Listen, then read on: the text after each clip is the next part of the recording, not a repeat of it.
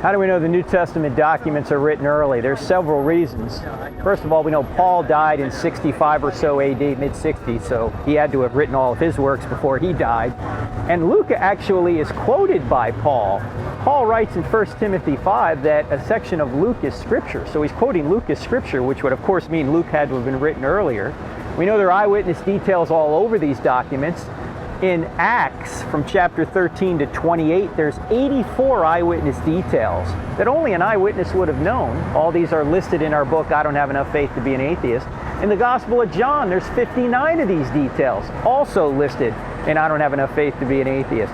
And then, oh, by the way, there are commentaries early, very early in the 2nd century on the New Testament documents. Obviously, they had to have been written prior to that.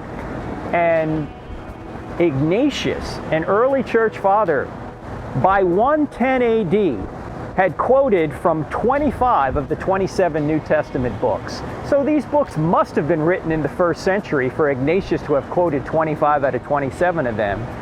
And they're much earlier than the so-called Gnostic Gospels, which came about 100 years later in the late 2nd century.